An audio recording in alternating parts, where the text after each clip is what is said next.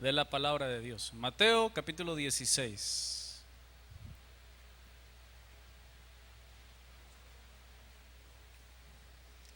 Amén.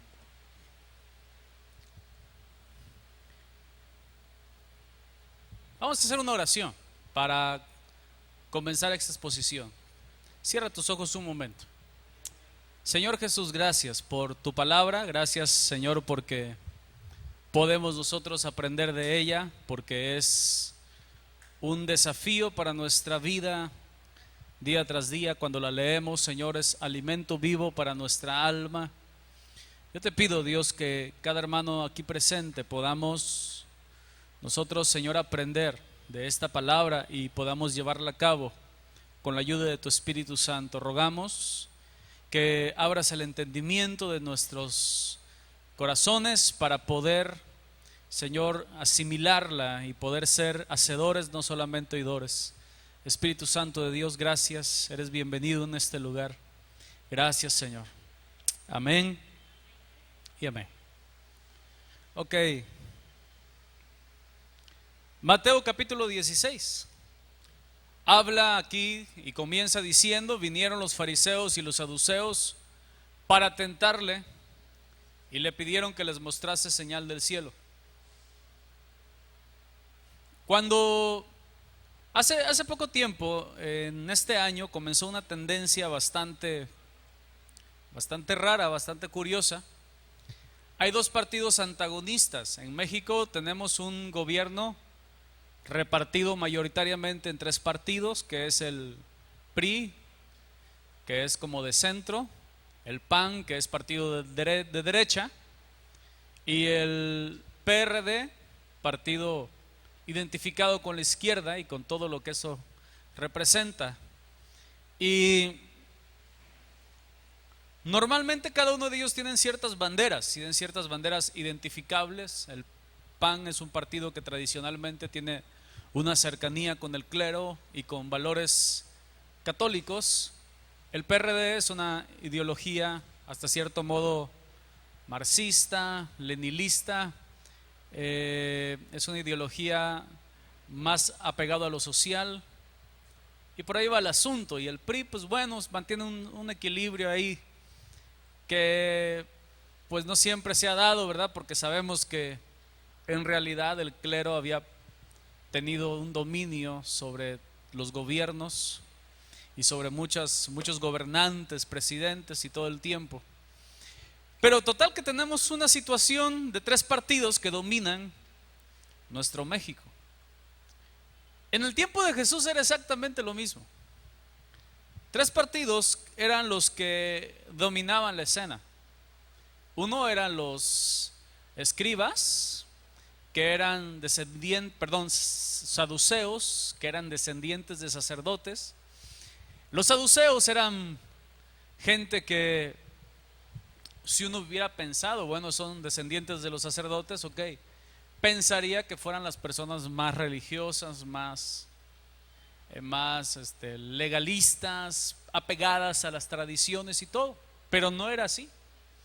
El partido saduceo, que era un partido ciertamente con mucha influencia política, ellos habían tenido y tuvieron en el tiempo de Jesús un corte liberal, como izquierdista, un corte en el cual ellos no creían ciertamente ni en resurrección, no creían en ángeles, no creían en demonio, en Satanás. Increíble, ¿no? Que un sacerdote que tendría que estar más consciente de las cosas espirituales, pues no creía en nada de eso. Eran gente que antes de que viniera Cristo, se levantó la revuelta de los macabeos, que fue una revuelta que los judíos tuvieron muy grande, y el partido saduceo no apoyó esa revuelta, sino que ciertamente mantuvieron su corte liberal. Ellos admiraban mucho la cultura griega, tenían mucho apego al imperio romano y bueno, servían a sus intereses de la mejor manera. El otro partido, pues bueno, tú ya lo conoces, era el fariseo.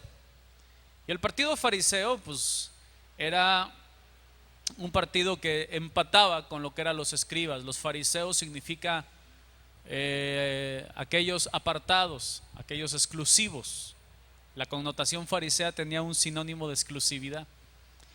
Y los fariseos pues eran una gente que nació el partido o la sociedad farisea porque cuando termina el cautiverio de Babilonia, que el pueblo de Israel regresa a su tierra, había necesidad de una identidad nacional. El pueblo judío es de los pueblos que asombrosamente a través de la historia ha podido conservar su identidad a pesar de que ha sido exiliado y no estaba en Israel.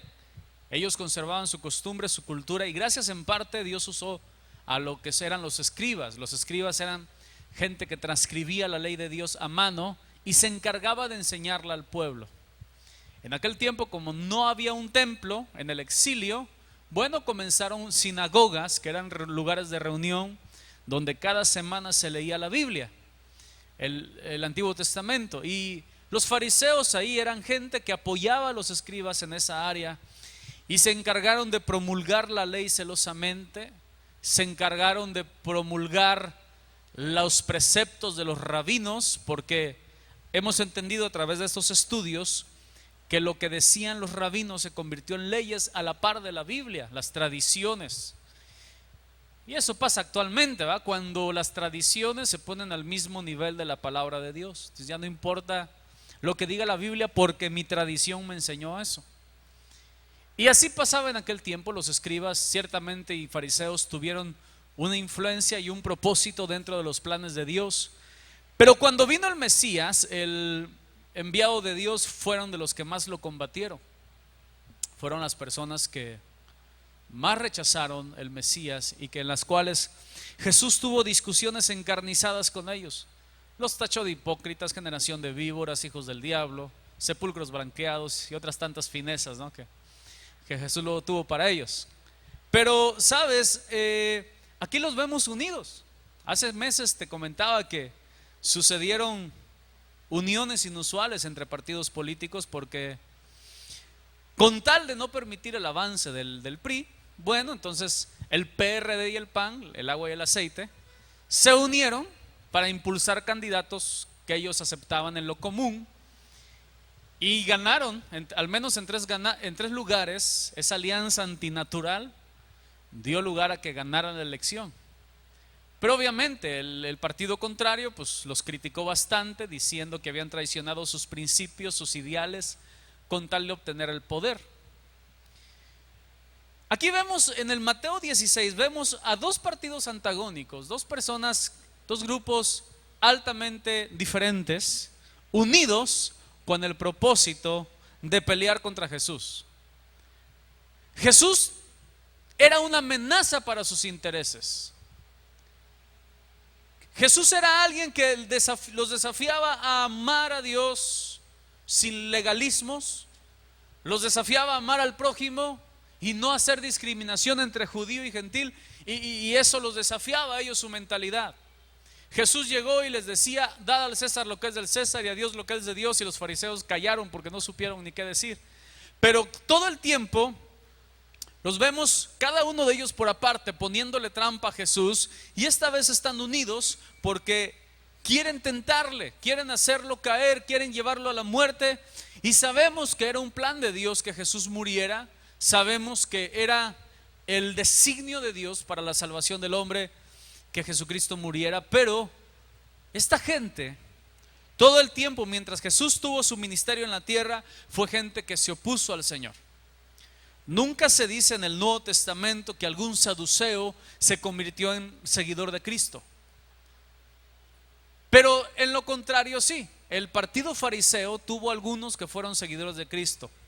Algunos en secretos, como Nicodemo, seguidor José, y este hombre siguió a Jesús en secreto y era fariseo del concilio fariseo del Sanedrín. Pero aquí están juntos uniendo fuerzas para pelear. Están uniendo fuerzas para combatir a un enemigo común que era Jesús. ¿Qué les hizo Jesús para que ellos lo rechazaran de esa manera? Es increíble. Vinieron los fariseos y los saduceos para tentarle y le pidieron que les mostrase señal del cielo. Mas él respondiendo les dijo: cuando anochece decís buen tiempo, porque el cielo tiene revoles. Ahora, Jesús, pregunta mis hermanos, ¿Jesús ya había dado señales? ¿Ya había hecho milagros? Ya, ¿verdad? Todo el tiempo hemos estado leyendo que sanó enfermos, liberó endemoniados, resucitó muertos, multiplicó comida, hizo milagros sin fin. O sea, si algo hizo Jesús fue señales del cielo.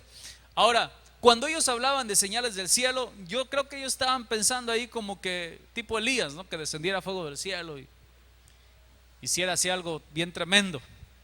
Pero él respondió y le dijo: cuando anochece dicen buen tiempo, porque el cielo tiene arreboles por la mañana. Hoy habrá tempestad, porque tiene arreboles el cielo nublado. Luego esa palabra como que no se entiende mucho. La traducción en lenguaje actual, que es una traducción muy bonita, dice: cuando ustedes miran el cielo por la tarde y está rojo, dicen va a ser buen tiempo. Pero en la mañana el cielo está rojo y nublado, dicen hoy va a llover, hoy va a ser mal tiempo. Y Jesús les dijo: hipócritas, hoy ustedes entienden muy bien las señales en el cielo acerca del tiempo, ¿por qué no entonces entienden lo que ahora hago es una señal de Dios? Fíjate nada más. Jesús les estaba diciendo: todo lo que yo he hecho son señales, todo el tiempo. Ustedes son hipócritas porque nada más están buscando la manera de tentarme para que sus propios intereses, su afán de destruirme, prospere. ¿Cuántas veces tú te has sentido como cristiano juzgado, criticado, señalado, que la gente nada más está buscando para avergonzarte? Exactamente así pasó con Jesús.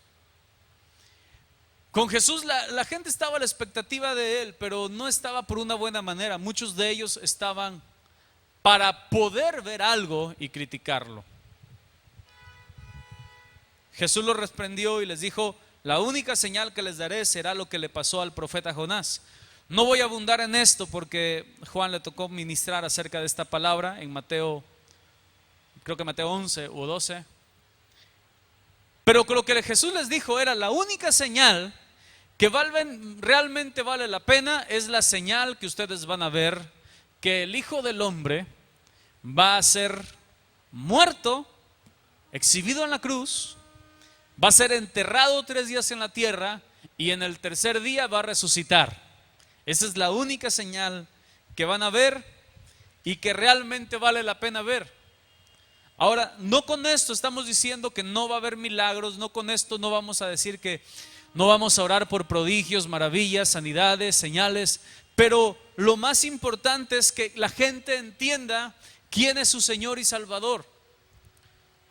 Porque mira, señales hay en muchos lados.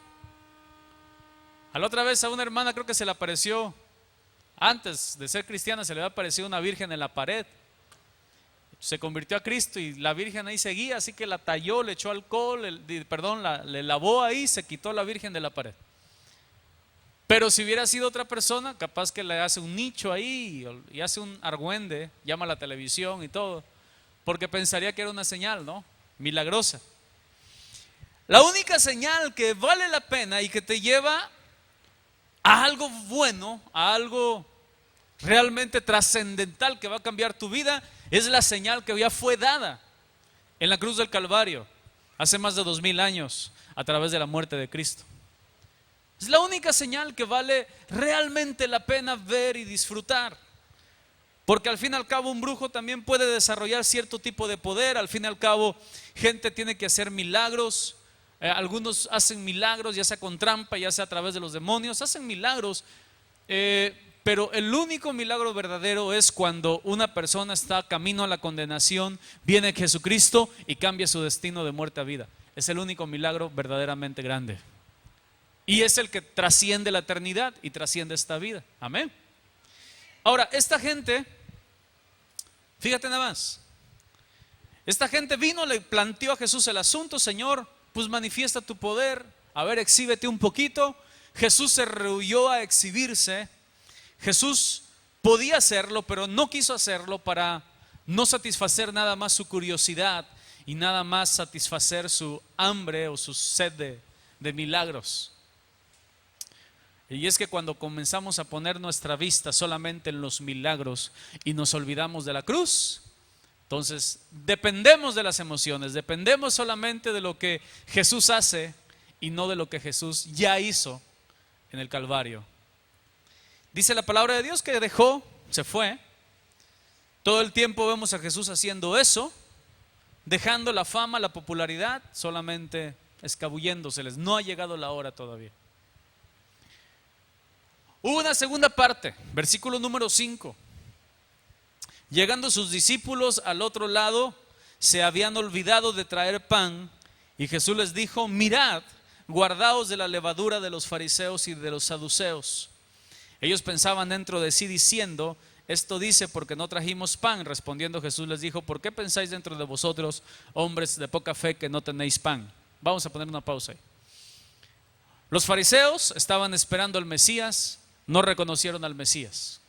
Los discípulos caminaban con el Mesías, pero hasta cierto punto no tenían una percepción clara de quién era Jesús. En alguna manera pensaban que era un profeta más, pero no se habían dado cuenta a cabalidad que era Jesucristo, el Mesías, el ungido de Dios, el único. Y Jesucristo acababa de hacer un milagro tremendo. Hace un capítulo anterior Él está alimentando 4,000 personas con solamente 7 panes. Y ellos lo habían visto. Habían sobrado cestas de pan enteras. Ese pan lo habían repartido entre la gente, seguramente el pan que sobró. Y cuando ellos escucharon que Jesús les dice: guárdense de la levadura de los fariseos y de los saduceos, inmediatamente ellos pensaron en lo material. ¿Por qué? Porque todavía en su mente no estaba muy en claro quién era el Mesías, quién era Cristo. Ahora, quiero trasladarlo eso a tu vida hoy. Cuando tú no tienes en claro quién es Jesús, cuando no tenemos en claro qué es lo que hace Jesús en mi vida, cuando no tenemos en claro cuál es la función principal de Jesucristo en mi vida, pon atención a esto, lo vamos a reducir a Jesús solamente a un bocado de pan, solamente al alimento que puedo tener hoy a través de su ayuda, solamente al trabajo que me pudiera Él dar si yo se lo pido, o la salud de mi cuerpo que yo puedo necesitar si yo se le pido a Jesús. Y al cabo Dios la da, Jesús la da porque es un Dios de misericordia y es un Dios bueno. Pero la pregunta sigue siendo esta misma: ¿será la función principal de Jesús solamente proveernos de pan? ¿Será la función de Jesús solamente llenar nuestro bolsillo con aquello que necesitamos? O sea, los apóstoles, toma en cuenta esto, andaban con Jesús, andaban día y noche. Jesús tenía su tesorero, la gente era generosa. Había mujeres que le seguían a Jesús y le servían de su bolsa. O sea, Jesús sí tenía entradas de recursos. Pero llegó un momento en que seguramente faltaba el pan. Y llegó un momento en que no era tan fácil. En los lugares donde andaba Jesús eran lugares desérticos de Palestina, en que no era fácil comprar pan. Y cuando viene la necesidad, ellos comenzaron a pensar solamente en lo material. Como cristianos muchas veces nos puede ocurrir lo mismo. El peligro de solamente pensar en Cristo Jesús, y lo peor es ofrecer a Jesús solamente con aquello que tiene que ver con lo terrenal, con lo temporal. Ahora, yo te quiero preguntar a ti, ¿cuántas veces tú has ofrecido a Jesús nada más en términos como que mira, Jesús te puede dar, te puede proveer un trabajo, Jesús te puede resolver tu situación en tu casa, Jesús puede hacer que pagues tus deudas, Jesús puede hacer que ya no te pelees, Jesús, o sea, y lo ofrecemos en términos nada más hombrecéntricos, solamente centrado en el ser humano, solamente centrado en la necesidad humana. Pero ¿sabes tú que Jesús, el hombre necesita a Jesús no porque Jesús le pueda dar, sino por el gran peligro que el ser humano está, por la gran condenación en la cual el hombre se encuentra, porque está terriblemente perdido en delitos y pecados y no hay oportunidad alguna de salir de esa condenación sino a través de Cristo. Más que algo que yo necesito, es una terrible urgencia de que el hombre reciba el perdón de Dios por sus pecados. Y te lo quiero poner de esta manera. Imagínate que un grupo de criminales cometieron delitos gravísimos en los cuales la ley del país dice que tienen que pagar con la pena de muerte, tienen que pagar la condena con la muerte. Y el jefe, el gobierno, el presidente ofrece una amnistía, un perdón. Son criminales, son condenados, pero el gobernador, el presidente, por buena voluntad ofreció una amnistía para que todo aquel que se quiera acoger a la amnistía entonces va a tener la libertad incondicional. Dime, ¿qué acaso no sería tonto si uno de esos criminales no tomara ese perdón, no tomara esa amnistía? ¿Qué pensaría si llega su abogado y llega, sabes qué, el presidente acaba de extender un perdón, una amnistía, nomás tienes que firmarle ahí? Y la persona dice, no, me quiero morir. ¿Verdad? Es algo absurdo. O sea, en realidad Jesucristo quiso deslindarse todo el tiempo de nada más ser reducido a un bocado de pan, ser reducido solamente a alguien que hacía milagros o ser reducido solamente a alguien que echaba fuera demonios. Y muchas veces hemos reducido el evangelio en gran manera o de gran forma solamente a lo temporal y nos olvidamos que la mayor urgencia del hombre que tiene de recibir a Cristo es por la consecuencia eterna. ¿Cuántos entienden eso? Es la consecuencia eterna. Entonces ellos pensaban dentro de sí, versículo 7, diciendo, esto lo dice porque no trajimos pan. Jesús les contestó inmediatamente, ¿por qué pensáis dentro de vosotros, hombres de poca fe, que no tenéis pan? O sea que ante Jesús no había nada escondido. Inmediatamente que ellos pensaban dentro de sí, diciendo, esto dice porque no trajimos pan, Jesús se dio cuenta lo que estaban pensando. Quiere decir que a Jesús no se le ocultan los pensamientos. ¿Cuántos saben eso? Dios sabe lo que pensamos, Jesús sabe lo que pensamos. ¿No entendéis aún y os acordáis del milagro que hice entre ustedes? 5 panes entre 5,000 hombres, ¿y cuántas cestas recogisteis?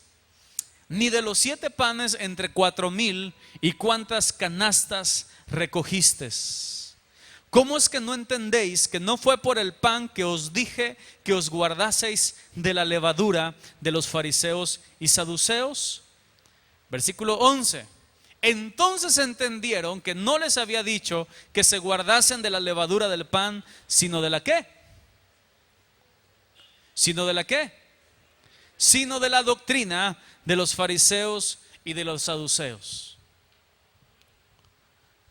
¿Cuál es el problema aquí? El problema está en que al solamente poner su mirada en lo temporal, eso les impedía. Metamos esto en nuestro corazón. Cuando solamente ponemos la mirada en lo temporal, en los problemas temporales, nos olvidamos de lo celestial y no estamos capacitados para mirarlo con la perspectiva adecuada. Jesús dice, te acabo de hacer milagros grandísimos. No te fijes en eso. Yo lo que te quiero enseñar, dijo Jesús, es de que te guardes de la doctrina de los fariseos y de los saduceos. La doctrina se refiere a una enseñanza sistemática. Se refiere a un cuerpo de enseñanza que se transmite de una persona a otra. Y si algo tenían los escribas y los fariseos y los saduceos, eran personas precisamente que se jactaban que eran maestros de la ley, que era una persona, un rabino, un maestro de la ley. Un cristiano tiene que ser precisamente también un maestro de la palabra de Dios, tiene que enseñarle a otros la palabra de Dios, tiene que transmitir la palabra de Dios, tiene que discipular, porque esa fue la orden de Cristo, tiene que no quedarse callado, tiene que compartir lo que Dios hizo con él, pero sin agregarle doctrinas de hombres. ¿Cuántos saben esto?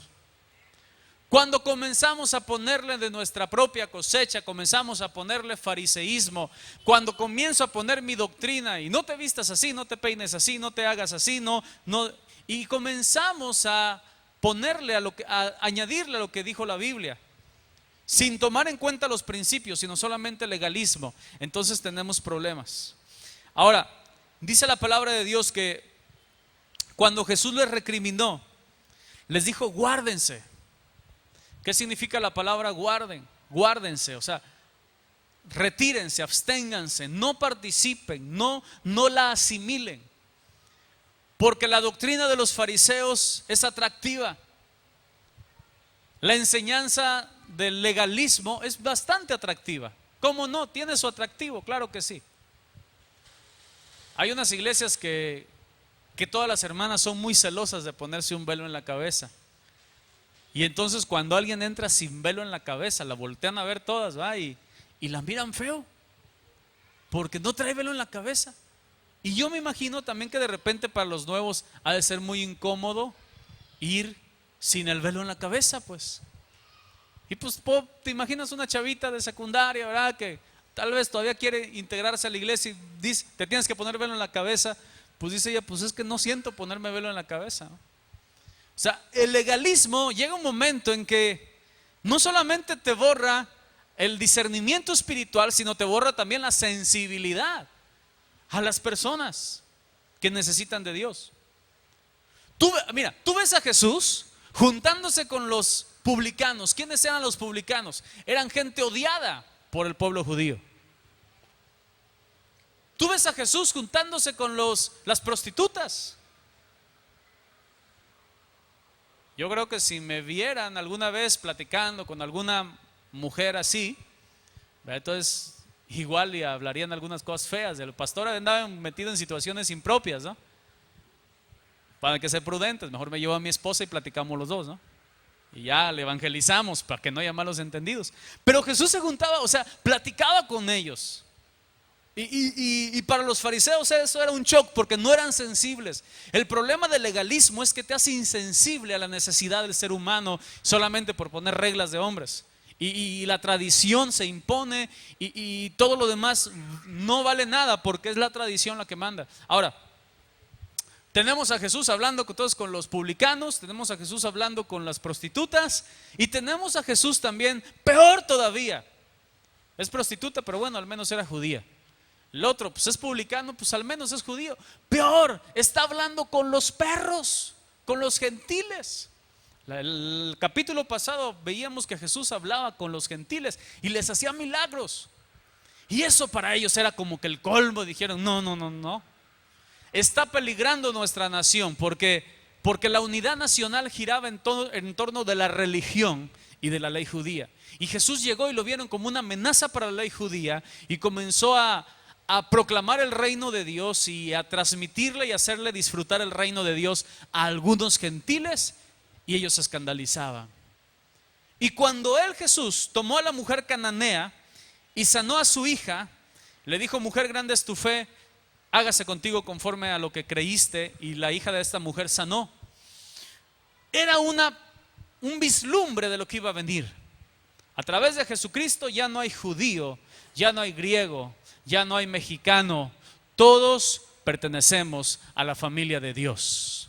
No importa nuestra raza, no importa nuestro color de piel, no importa nuestra ideología política. Tal vez algunos de aquí le van al PRI, otros al PAN, otros al PRD, y unos al América y otros al Pumas, ¿no?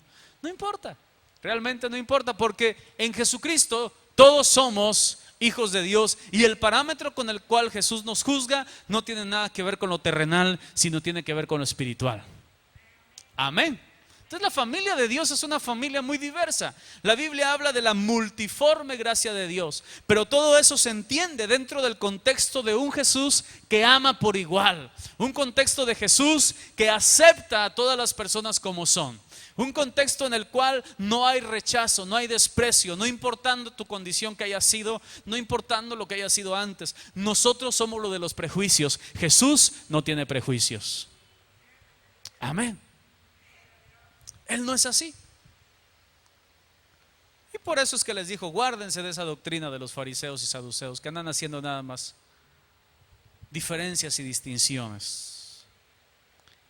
Los saduceos eran precisamente pertenecientes a esa clase resguardada también por los romanos.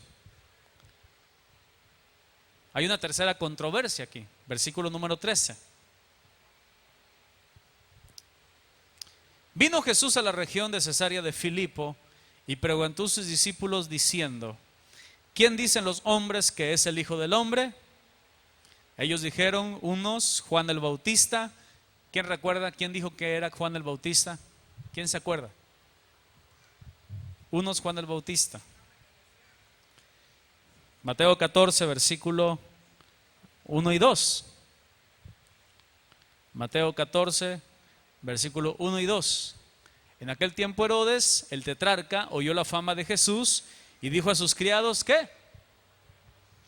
Este es el Juan el Bautista que maté, pero ha resucitado de los muertos. Entonces fíjate nada más. Unos Juan el Bautista, otros Elías. ¿Por qué Elías? Bueno, abre tu Biblia ahí en Malaquías.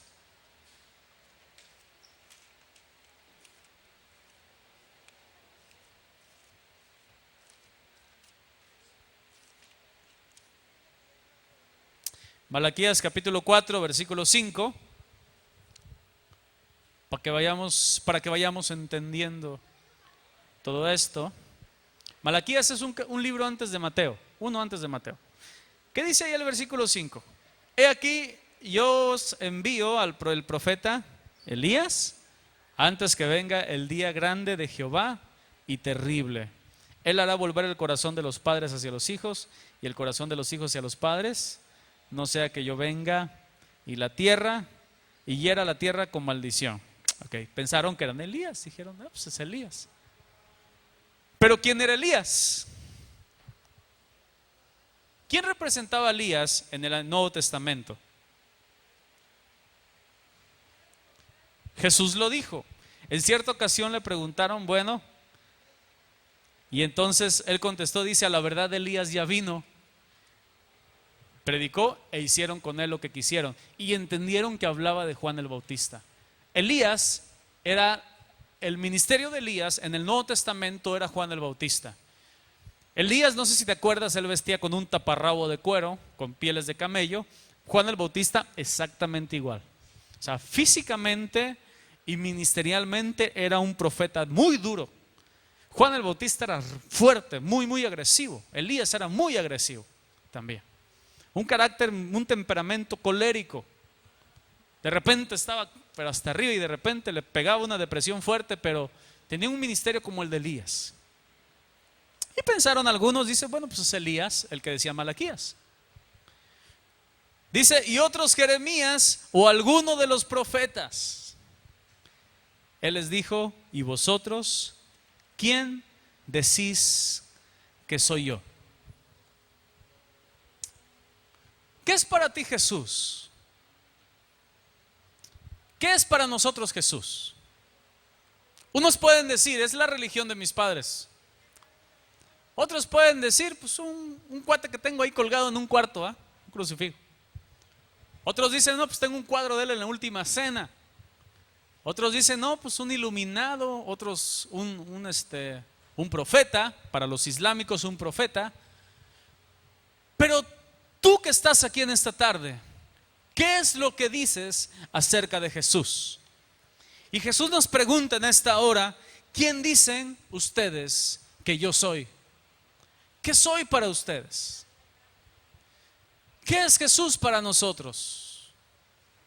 Algunos cristianos dicen solamente un accesorio en nuestra vida, o algo que vengo a ver cada domingo, que platico con él cada vez que me acuerdo, cada vez que tengo un problema. Otros dicen, bueno, el que me da de comer, dijeron los 5,000. Otros tal vez dijeron, bueno, el que nos mandó a predicar. Pero fíjate nada más, o sea, tu revelación que tengas acerca de quién es Jesús va a marcar tu identidad que tú tengas también. Y tu propósito y tu destino que tengas en esta tierra es marcado con la creencia que tú tengas acerca de Jesús. Lo que tú creas que es Él en tu vida, eso va a mover tu actuar, mover tu pensar, eso va a dirigir tus pensamientos, tus acciones, y eso tal vez tenga que cambiar la manera en que estás dirigiendo tu vida cuando entiendas en tu corazón quién es Jesús. Y no estamos solamente hablando de un entendimiento o declararlo de palabra, porque en aquel tiempo dijo Jesús: muchos me dirán Señor, Señor, Señor, Señor, de nombre. Muchos van a decir Señor, pero no son de corazón. ¿Y vosotros quién decís que soy yo? Respondiendo Simón Pedro, bueno, Simón era realmente una persona así bastante arrebatada también, dijo: Simón Pedro, tú eres el Cristo, el Hijo del Dios viviente. Entonces le respondió Jesús: bienaventurado eres, Simón, hijo de Jonás, porque no te lo reveló carne ni sangre, sino mi Padre que está en los cielos. El Cristo, el Mesías. La palabra Cristo hemos dicho que tiene que ver con el ungido. Y el ungido, en la Biblia hubo muchos ungidos para diferentes propósitos. Una persona ungida es una persona llamada por Dios para diferentes propósitos. Hubo reyes que fueron ungidos, hubo profetas que fueron ungidos, hubo sacerdotes que fueron ungidos, hubo reyes paganos que Dios les llamó ungidos, porque cumplieron. Cuando Dios llama a Ciro, el rey de Persia, Dios le dice: tú eres mi ungido, porque él cumplió el destino que Dios le puso, que iba a ser el azote para el pueblo judío por causa de su desobediencia. Él iba a ser el azote de Dios para las naciones que desobedecieran al Señor, su pueblo. Entonces la unción tiene que ver con el cumplimiento de los propósitos de Dios. Y Jesucristo fue ungido, fue el Cristo, porque fue destinado y consagrado por Dios desde la eternidad para salvarnos a cada uno de nosotros. O sea, desde su título tiene que ver con la misión redentora de Jesús para salvación de aquel que está perdido. Dice: tú eres el ungido, el llamado para la salvación. Tú eres el ungido, el Hijo del Dios viviente. Tú no eres nada más un profeta, o tú no fuiste como Judas Macabeo, que nos peleó, que liberó al pueblo ciertamente, pero que murió y está enterrado. Tú eres alguien especial. Tú eres el Cristo, el ungido, el que estábamos esperando. Tú eres el Hijo del Dios viviente. ¿Sabes? Esa revelación que tuvo Pedro fue algo excepcional, porque definitivamente no pudo venir de Pedro. No pudo, no sé, inclusive Pedro en ese momento había cosas en su vida que todavía estaba careciendo. Su comunión con Dios todavía no estaba plena, estaba todavía comprendiendo el asunto de quién era Jesús, pero de repente el Señor le plació, le dio la gana de revelarle quién era Jesús, quién estaba enfrente de él. Y le dijo: bienaventurado, feliz eres Pedro, porque nadie te lo reveló, ni siquiera los milagros te lo revelaron. Yo quiero decirte algo: los milagros no te revelan quién es Jesús. La revelación de quién es Jesús a tu corazón es a través del Padre Celestial, por el poder del Espíritu Santo. Sabes, el pueblo de Israel acababa de salir de Egipto y Dios había hecho milagros extraordinarios, pero ellos no tenían una revelación de quién era Jesús, de quién era Dios. Ellos tan pronto salieron de Egipto, comenzaron a adorar inmediatamente ídolos y comenzaron a decir: estos fueron los dioses que nos sacaron de Egipto. No tenían la revelación. Es diferente solamente ver milagros, es diferente solamente ver prodigios de Dios y tener una revelación de quién es Dios. Por eso vemos gente que Dios le hace milagros y le piden y se los da y se los concede. Le piden en medio de la muerte y se los concede, pero aún así no tienen una revelación en su corazón. Porque cuando tienes una revelación de quién es Jesús, comienzas a obedecerle y comienzas a seguirle. O sea, podemos decir, podemos venir mucho tiempo a la iglesia o a la reunión de la iglesia y aún así no tener una revelación de quién es Jesús, porque eso te cambia tu vida. Eso hace que veas las cosas totalmente diferente. Comienzas a despegar un poco la vista o mucho la vista de solamente lo que pasa en esta tierra y comienzas a poner tu mirada en la eternidad.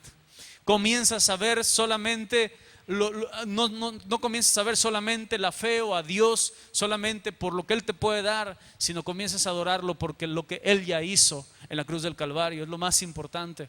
Si tú te fijas en la palabra de Dios en Apocalipsis, todo el tiempo en Apocalipsis, en la adoración celestial, se está diciendo al Cordero, el Cordero que fue inmolado, Él es digno de tomar el poder.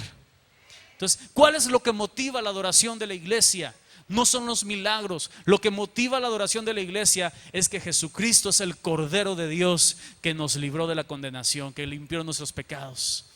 La adoración es movida por gente que sabe y reconoce en su corazón y tiene una revelación de que es Jesucristo, el ungido de Dios, el Hijo del Dios viviente. Quiera Dios que cuando tengas esa revelación o tengamos esa revelación, podamos comenzar a transmitir esa buena noticia. Podamos dejar todo lo que tengamos que dejar todo el estorbo que tengamos que dejar.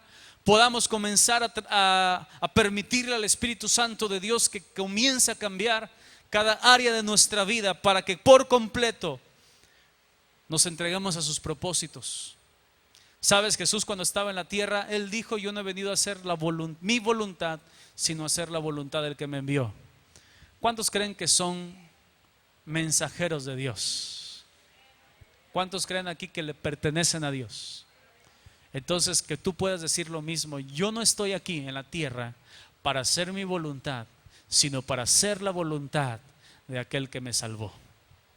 Ese es el llamado del creyente. Respondió Jesús, le dijo: eso te lo reveló mi Padre que está en los cielos. Y eso aquí me menciona algo del carácter de Dios. Dios todo el tiempo está queriendo revelarse al corazón de aquellos que quieren escucharlo. Amén. Dios todo el tiempo está queriendo revelarse a cada creyente. Dios quiere mostrarse. Dios no es un Dios que te quiera. Fíjate nada más cómo cambia el enfoque. Entonces ya el enfoque ya no está en los milagros. El enfoque ya no está en los prodigios. El enfoque ahora está en Jesús y en la revelación que tengas de Él. Y por consiguiente, entonces Jesús se manifiesta su gloria en milagros, sanidades, señales, maravillas y prodigios. O sea, conforme avanzas en la comunión con Él, tú conforme vas viendo la mano de Dios, conforme vas poniendo tu mirada en Él, Dios se va manifestando en tu vida poderosamente. Y en la mañana estábamos estudiando con algunos hermanos y entendiendo que José, que fue un hombre de Dios, José fue pasado por la cárcel, José fue pasado por la esclavitud. Dice la palabra de Dios que José, después de ser el consentido, después de ser la persona favorito de su padre, Dios lo tuvo que pasar por esclavitud y por cárcel para perfeccionar su carácter, perfeccionar su administración de la mayordomía y entonces cumplir los propósitos de Dios excelentes, los más importantes, que precisamente en José fue salvar al pueblo de Dios de la muerte segura por hambre. Eso quiere decir, mi querido hermano, que cuando estás aquí en este lugar en la tierra, entiendes quién es Jesús. Tal vez tengas que pasar por algunas pruebas para perfeccionarte, pero Jesucristo se va a revelar y se va a manifestar de manera grandiosa en tu vida. El Padre Celestial va a estar manifestando su gloria a tu corazón. Te va a hacer entender quién Él, te va a hacer entender su camino, te va a hacer entender que eres valioso para Él, que hay un destino en Él, que hay un propósito. Pedro era un pescador. ¿Sabes tú que el pescador era de las escalas más bajas en la sociedad judía? Ser pescador no era gran cosa.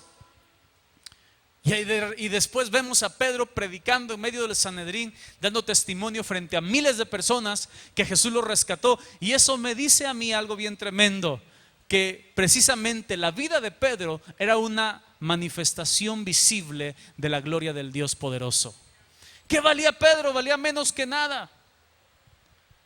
No era nada para los judíos. ¿Por qué no escogió un fariseo para anunciar a los judíos las buenas nuevas del evangelio después de que él se fue? Sino escogió a un pescador, alguien que no valía nada. Y la palabra de Dios lo dice, que es para que lo que es la locura del evangelio sea predicado, para que lo que es lo sabio del mundo, la necedad del hombre, sea avergonzada a través de la locura de la predicación. Cuando vemos borrachos, ex borrachos, ex drogadictos, hay una hermana que antes de venir a Cristo precisamente se dedicaba a una de las cosas que atendió Jesús, a las prostitutas. Y platicando con ella me dice: miren, pastor, yo soy un milagro de la presencia de Dios. Yo soy un milagro. Y la gente que me conocía, ahora todos alrededor dan testimonio de lo que Dios ha hecho conmigo. ¿Por qué? Porque lo que para el hombre era una locura, ahora para Dios eso es una manifestación de su gloria.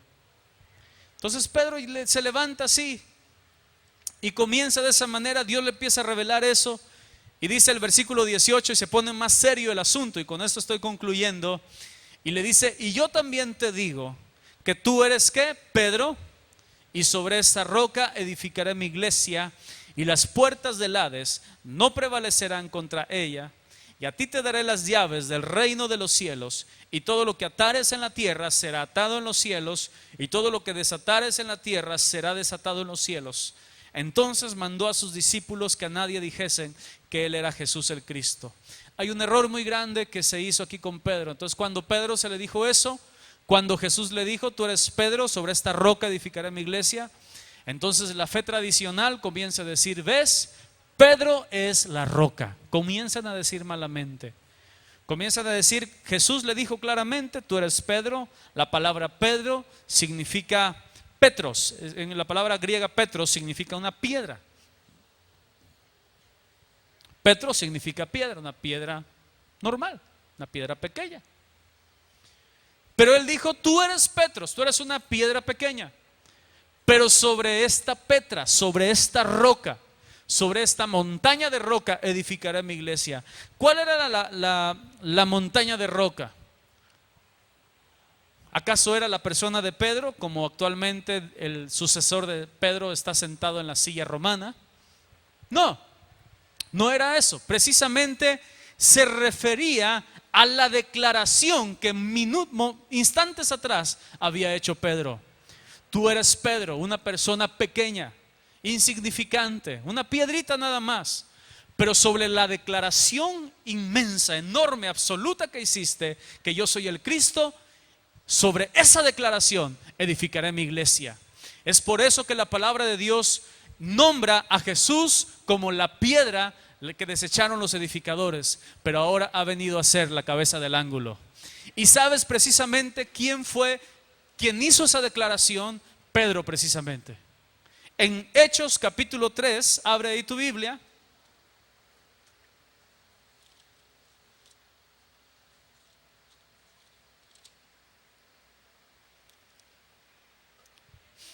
Perdón. En Hechos capítulo 2. En Hechos capítulo 2, ahí en el versículo número 36, dijeron así: sepa pues ciertísimamente toda la casa de Israel que a este Jesús, a quien vosotros crucificasteis, Dios le ha hecho ¿qué? Dios le ha hecho ¿qué? Señor y Cristo.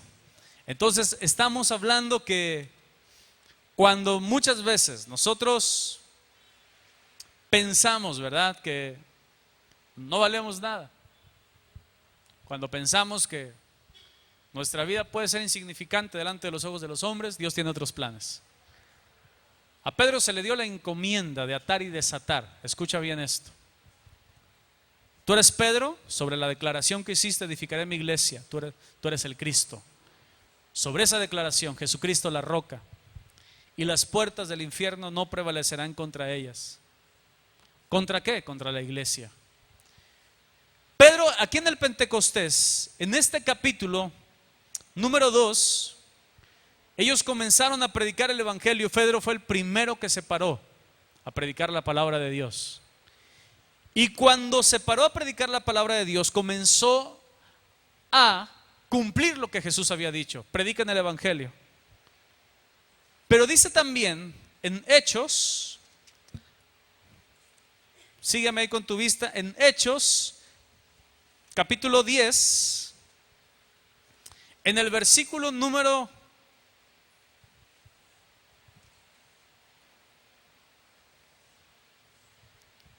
Versículo número 14, dice: entonces Pedro le dijo, vamos con el 10:14. Pedro le dijo: Señor, no, porque ninguna cosa común o inmunda he comido jamás. Volvió a él la voz a segunda vez: y lo que Dios limpió, no lo llames tú común. Pon atención en esto. Y en el versículo número 44 dice así: mientras aún hablaba Pedro estas cosas, estas palabras, el Espíritu Santo cayó sobre todos los que oían el discurso. Y los fieles de la circuncisión que habían venido con Pedro se quedaron atónitos de que también sobre los ¿qué? Sobre los gentiles se derramara el don del Espíritu Santo. Versículo 47, sigue adelante, no pierdas la idea. Entonces respondió Pedro: ¿puede acaso alguno impedir el agua para que no sean bautizados estos que han recibido el Espíritu Santo también como nosotros? Versículo 48, y mandó bautizarles. ¿Quién le mandó bautizar? Pedro. En el nombre de Jesús, del Señor Jesús. Entonces le rogaron que se quedase por algunos días. Ok. No es bueno tirar los celulares. Ok, ahora mira. Jesús le prometió a Pedro y le dijo: tú eres Pedro, sobre esta roca, la declaración que hiciste, edificaré mi iglesia, y las puertas del infierno no prevalecerán sobre ellas. A ti te daré las llaves del reino. Antes el reino de los cielos, ¿para quién era nada más? Para los judíos. Pedro, en los versículos que acabamos de leer, llegó con un pueblo gentil, llegó con romanos. Y no solamente romano, sino que era un militar romano. O sea, no era cualquier persona. Quiero que entiendas, era un militar romano, sanguinario, centurión. Una persona que no era precisamente el tipo de gentil que ellos quisieran ganar para Cristo. Pero entonces llegaron ahí, impulsado por el Espíritu Santo. Les predicó del Señor, les predicó de Jesucristo. Y en el momento en que estaba predicando, ni siquiera hacía el llamado para aceptar a Cristo, y ellos ya lo habían recibido, y el Espíritu Santo descendió sobre ellos. Y al ver Pedro hablar, al escucharlos hablar en lenguas, sabía que ellos habían sido salvos. Inmediatamente dijo: ¿acaso alguno puede impedir que estos reciban el bautizo como nosotros, ya que recibieron el Espíritu Santo? Y entonces todos dijeron, los de la circuncisión, los que habían venido con Pedro, dice Pedro: ahí está la prueba, son salvos, están hablando en lenguas, Pedro, están llenos del Espíritu Santo. Entonces Pedro dice: bautícenlos. Pedro utilizó dos cosas. Pedro primeramente abrió las llaves del reino para los gentiles. Esto de las llaves del reino no tiene que ver con que San Pedro está en el cielo, en la puerta del cielo, no, sino tiene que ver con abrirle el evangelio a los gentiles. Segundo, tiene que ver con atar y desatar. El atar y desatar, en este caso, tiene que ver con permitirles a ellos romper con las ataduras del legalismo, permitirle a ellos romper con las ataduras de idolatría, y entonces que la luz del evangelio les resplandezca. Si Pedro, por su prejuicio racial, si Pedro, por su prejuicio legalismo, no lo hubiera predicado a los gentiles, simplemente esa bendición no les llega, queda atada. ¿Sabes tú entonces que los creyentes tenemos esa posibilidad de atar a que el evangelio de Dios no llegue a las personas? Muchas veces los malinterpretamos y pensamos que esto tiene que ver con atar demonios o desatar demonios, y no tiene nada que ver con eso. Tiene que ver con el evangelio predicado a la gente.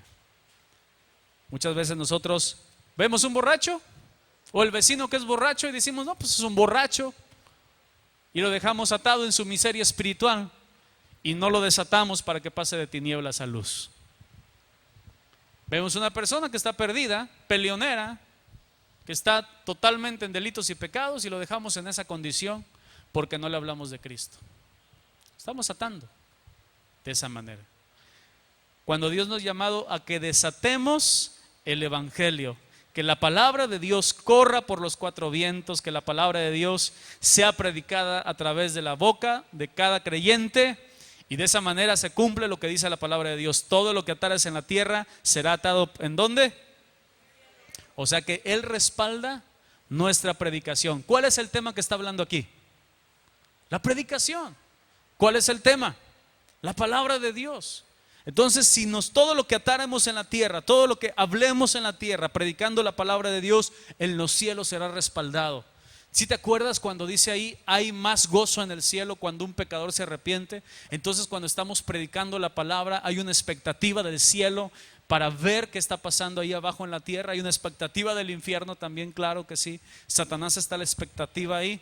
Los demonios están a la expectativa, porque dice: todo lo que desatares en la tierra será desatado en los cielos. Entonces mandó a sus discípulos que a nadie le dijeren que era Jesús el Cristo.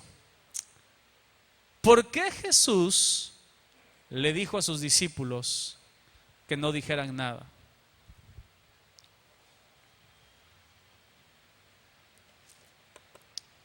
Si cuando Jesús, escucha esto,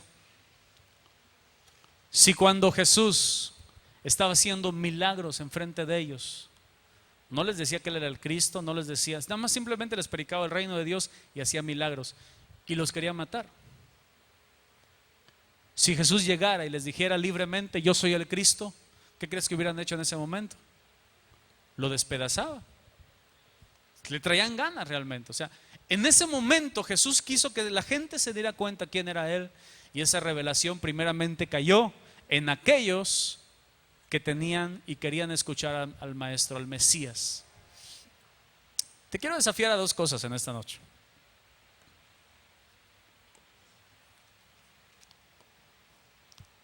Desata el Evangelio, desata la palabra de Dios, déjala que corra a través de tu boca,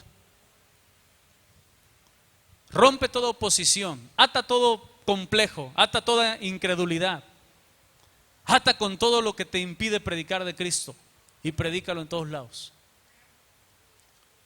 2, si tú no conoces quién es Cristo, si no sabes quién es Él en tu vida, si no tienes todavía la revelación que Él es tu Señor y Salvador, y vivimos y existimos por Él y para Él, te invito en esta noche que reflexiones sobre este asunto y en esta hora puedas hacer de corazón a Jesús el Señor de tu vida.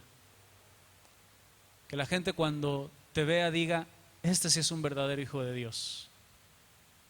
Que no seamos solamente de palabras, que no solamente sea por una tradición religiosa como los fariseos, que no sea solamente porque mis padres fueron cristianos o mi madre fue cristiana, o es nice ser cristiano, ¿no? Porque de repente es como que se pone de moda. ¿Qué eres? Pues soy cristiano. Pues qué bonito.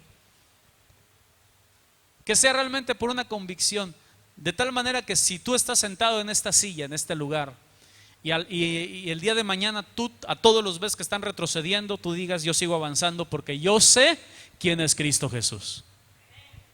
Amén. Ponte de pie en esta hora, vamos a orar.